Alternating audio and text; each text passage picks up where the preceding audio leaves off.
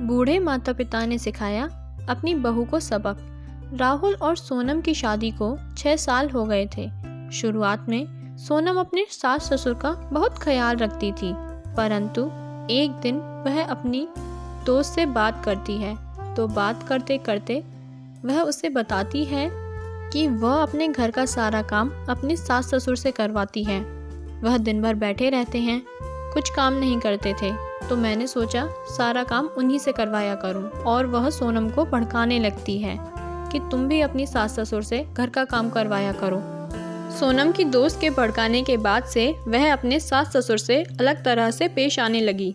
पहले जहां वह बहुत प्रेम से उनकी सेवा करा करती थी, अब वह उन्हें बोझ के अलावा कुछ भी नहीं समझती है। एक दिन सोनम अपनी सास से बोली, मम्मी जी आप सारे दिन बैठी रहती हैं, घर का कुछ काम ही कर दिया कीजिए। चलिए आज खाना आप बना दीजिए, वैसे भी मेरे सिर में बहुत दर्द है। सोनम की सास का नाम कमला देवी था। वह बहू के अचानक बदलाव को समझने लगी थी। यह पहली बार ही था जब सोनम ने कमला जी से ऐसे बात की हो, इसलिए कमला जी ने बात को दिल से नहीं लगाया और उस दिन खाना बना दिया। फिर आए दिन सोनम घर के काम कमला जी पर ही टालती रहती।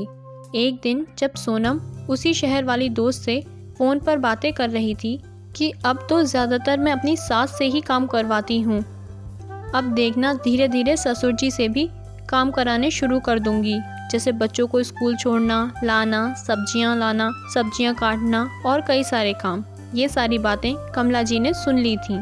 कमला जी ने पहले तो ये सारी बातें अपने पति भगवान दास जी को बताईं और सोचा ये बात बेटे राहुल को बता दे।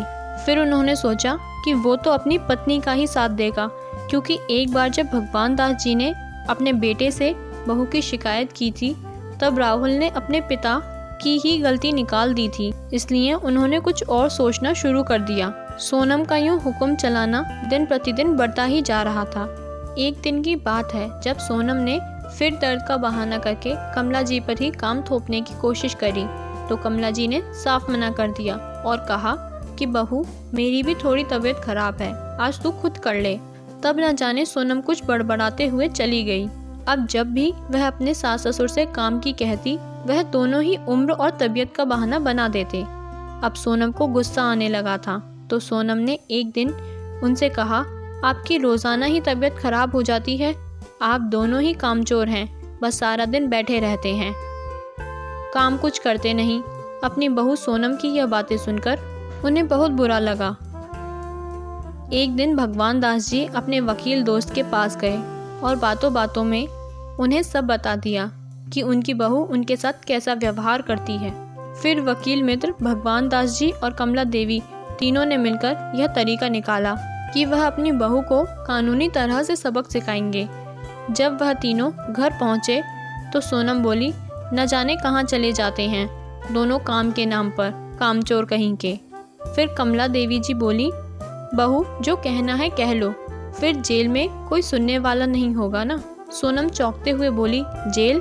हाँ जेल, अपने बूढ़े सास ससुर को परेशान करने और उन पर जुल्म करने के अपराध में।